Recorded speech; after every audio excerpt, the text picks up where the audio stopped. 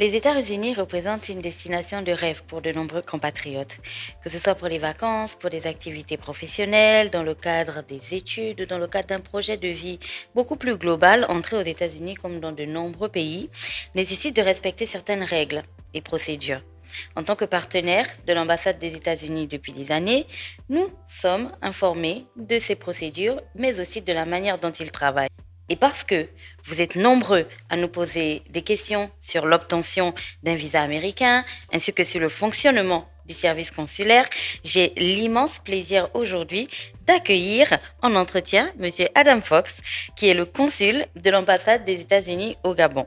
Je suis Gina Nzengue et je vous souhaite la bienvenue à ce énième épisode de notre podcast Conversation avec, que vous retrouverez sur Spotify, Deezer, Apple Podcasts, bien sûr sur Urban FM 104.5, la station urbaine, et que vous pourrez visionner aussi sur YouTube. Bonjour Monsieur Adam Fox, comment Bonjour. allez-vous? Bonjour, bien, bien. Merci pour l'invitation. Je suis ravi d'être ici avec vous. Merci vraiment beaucoup d'être venu. C'est un plaisir de vous accueillir. Alors, est-ce que vous pouvez nous parler un petit peu de vous, de votre parcours? Comment êtes-vous devenu consul et depuis combien d'années occupez-vous ce poste? Bien sûr, j'ai commencé mon carrière avec le département d'État depuis 13 ans. J'ai commencé mon premier poste d'affectation était au Mexique. Donc, j'ai travaillé au Mexique 12 ans. Après, j'ai travaillé en Géorgie, au Pakistan, en Irlande, et aujourd'hui, je suis ici au Gabon. Waouh, c'est vraiment passionnant. Alors, quelles sont les principales responsabilités que vous assumez en tant que consul des États-Unis au Gabon? Oui, mes responsabilités principales sont les intérêts des citoyens américains qui habitent ici au Gabon.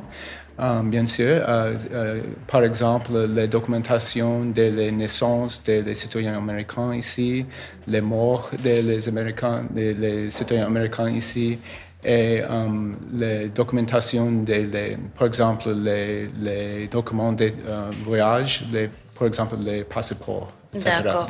Et je pense que c'est les documents de voyage, notamment pour les Gabonais qui voudraient Oui, aller aux oui, oui. États-Unis, qui Et va aussi les vraiment, visas, oui, oui, oui, oui. qui passionne vraiment beaucoup, beaucoup les compatriotes. Alors, les États-Unis, comme je le disais en introduction, représentent vraiment une destination de rêve pour beaucoup de compatriotes. Est-ce que aujourd'hui vous pouvez dire que vous aidez les Gabonais à réaliser leur rêve de visiter les États-Unis? Oui, c'est aussi mon responsabilité pour faciliter le voyage légitime des Gabonais qui vous voyagez aux États-Unis. Donc, je pense qu'à travers ce processus, les Gabonais pour réaliser son rêve de voyager aux États-Unis. D'accord. Alors, est-ce qu'aujourd'hui vous disposez de statistiques concernant l'octroi de visas américains aux Gabonais sur, par exemple, ces 2 ou ces 3 dernières années? Nous ne pouvons pas donner les chiffres exacts, mais nous approuvons plus des demandes des Gabonais que nous ne Refusant. refusons. Oui. D'accord. Donc, les Gabonais ont plus de OK De plus de OK, que de oui, non. oui, Et c'est ça. ça brise déjà une idée que certains avaient, que c'est très, très difficile d'avoir les visas américains. Aujourd'hui, certaines personnes dont la demande, les quelques personnes dont la demande de visa a été refusée, estiment que les raisons qui sont parfois évoquées par l'ambassade ne sont pas toujours claires. Qu'est-ce que Oui. vous répondez à ce point? Oui, nous savons que le processus de demander un visa peut être un peu nébuleux, mais la loi d'immigration des États-Unis, c'est très clair. Donc, comme un officier consulaire, j'ai l'obligation de refuser la demande d'un demandeur qui je soupçonne, va rester aux États-Unis illégalement au plus de la période de validité de son visa. D'accord. Alors, étant donné que le Gabon était un pays francophone, ne trouvez-vous pas que la plateforme de demande des visas des États-Unis soit un petit peu compliquée ou difficile à utiliser pour certains compatriotes?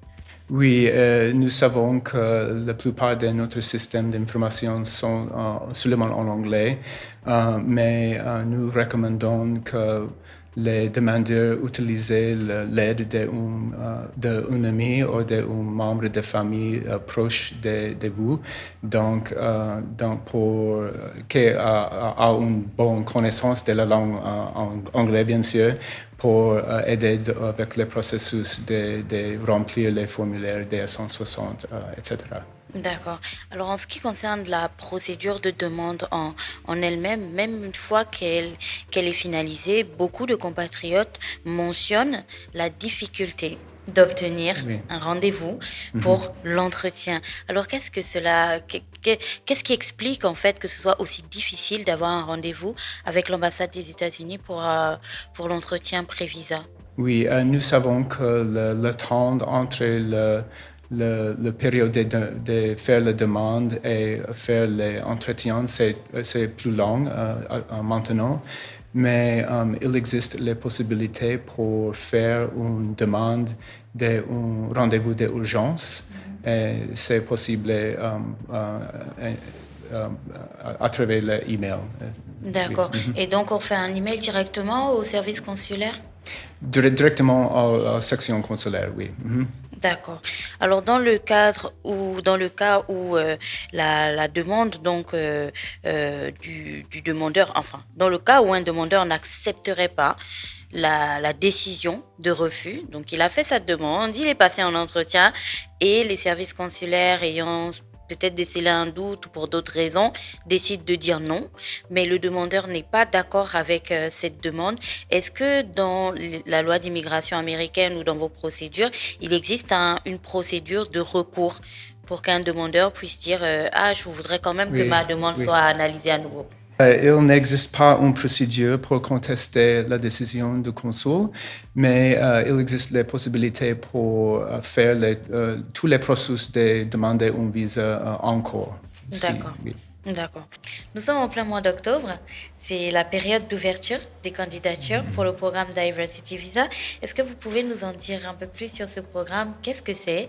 Qui est concerné? Comment ça fonctionne? Oui, mais en principe, il y a deux parties du processus de participer dans le programme de visa de diversité. La première partie, c'est la période d'inscription au programme qui est en cours jusqu'à la première semaine de novembre. D'accord.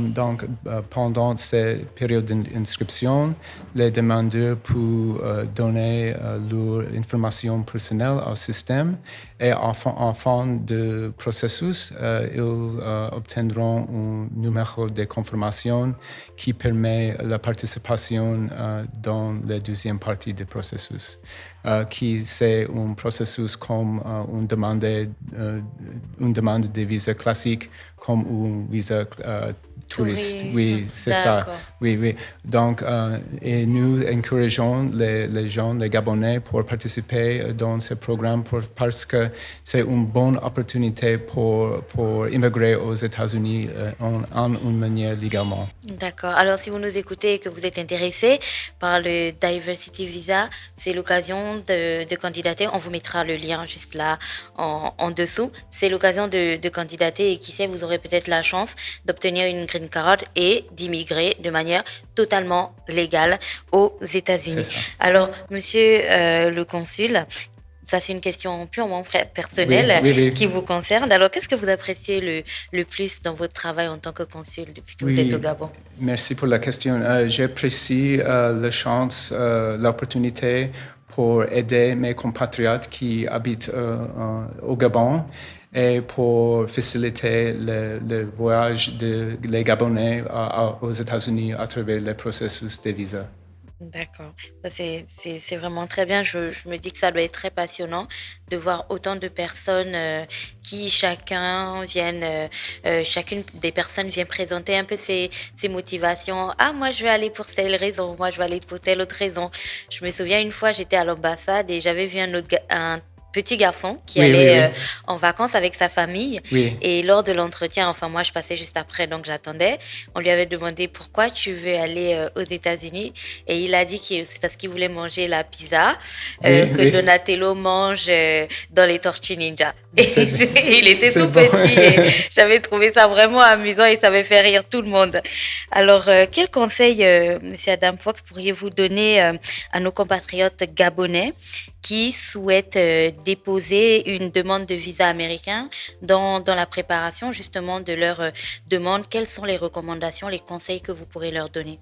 Oui, mes conseils sont faire le processus de demande de visa soi-même.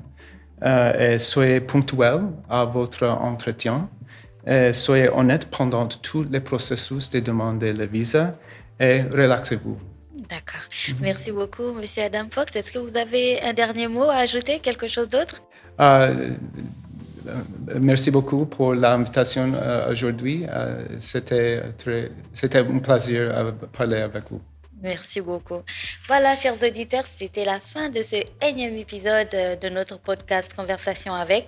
Pour rappel, nous étions avec le consul des États-Unis au Gabon, donc Monsieur Adam Fox. Avec lui, on revoyait un petit peu la procédure des visas et puis surtout tout le parcours, mais aussi de nouvelles opportunités. On a aussi parlé du Diversity Visa. Cet épisode était dédié à tous les auditeurs qui nous envoient énormément de messages sur comment vous avez obtenu vos visas, comment est-ce qu'on fait pour avoir un entretien à l'ambassade, c'est difficile, c'est en anglais, qu'est-ce que je fais et ainsi de suite. Bah, c'est l'occasion. Écoutez cette interview, réécoutez-la et surtout suivez les conseils et on espère que vous aussi, vous aurez l'occasion de partir soit en vacances, soit pour vos études, soit pour un autre projet que vous avez à cœur. Merci beaucoup à toute l'équipe derrière, donc Dafresh, Fallon, Ivanov, toute l'équipe technique qui rend ce programme possible et qui le rend disponible. Merci infiniment aux équipes de l'ambassade des États-Unis qui ont aussi rendu ce programme possible comme à chaque fois. Coucou Linel, merci beaucoup à Joshua et on se retrouve la prochaine fois avec un autre invité et on parlera d'une autre thématique. D'ici là, portez-vous bien et on vous embrasse très fort. Bye bye.